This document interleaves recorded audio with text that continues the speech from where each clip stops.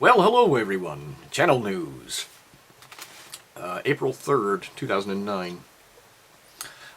So I'm quickly approaching 4,000 subscribers. Thank you very much. I appreciate all my subscribers, and just to let you know, I do read every single mail that comes in. I may not respond to all of them, and I definitely look at every comment that comes in as well. And just for those people who are new, please don't swear in my comments. My kids watch these videos so that they can see what Dad's up to. And they're younger, they're, 9, 10. And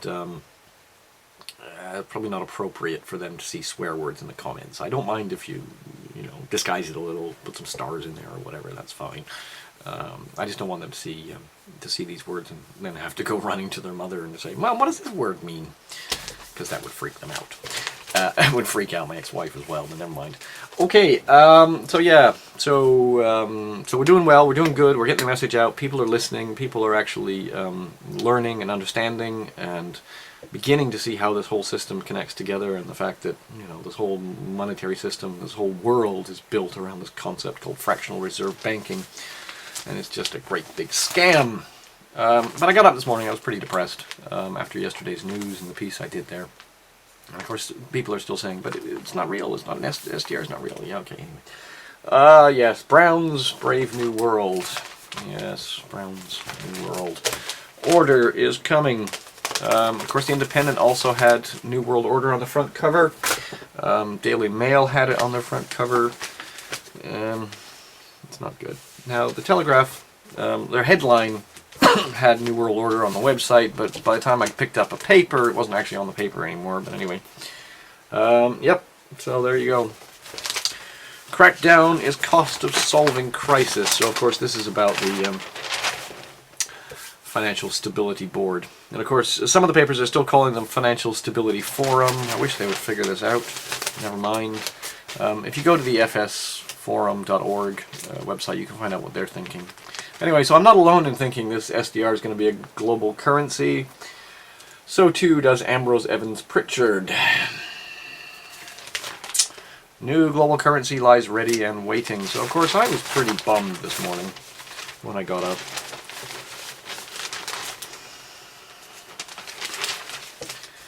The G20 meeting hasn't really done very much for the Western civilization. If anything, it's going to make it easier for people in Africa and Asia to actually survive this economic tsunami that's currently sweeping across us. And the Financial Times had a little comment, look back in anger. What the French Revolution can teach America about populist rage and bankers. Bring out the guillotines, boys. Bring them out. So I'm a little bummed, but I have had good news. We're working with a company in Canada. Now, I can't mention the company's name, or I can't even mention what their product is, because you would know immediately who I'm talking about.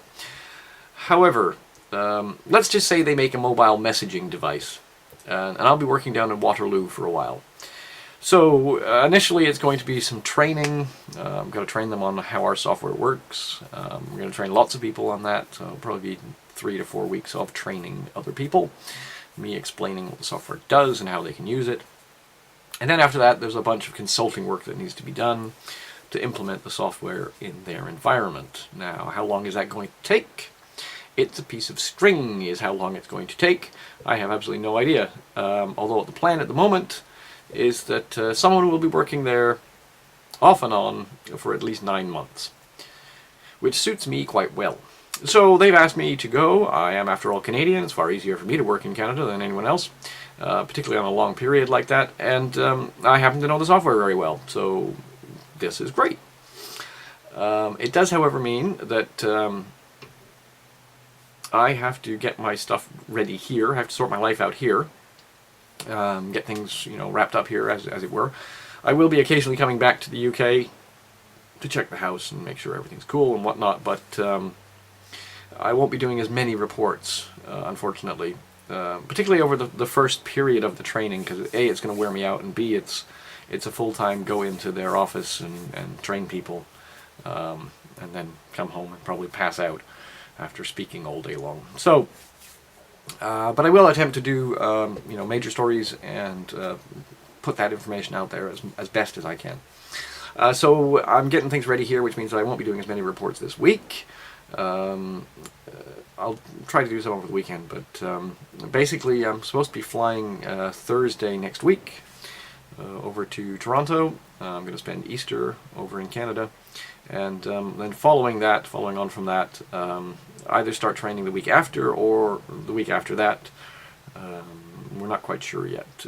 Maybe that the first week is all about planning and whatnot. So there you have it. Yes, it's going to be lots of fun. And of course, I had a few comments, I don't know, about the Conficker thing. And basically someone saying, does April Fool's ring any bells?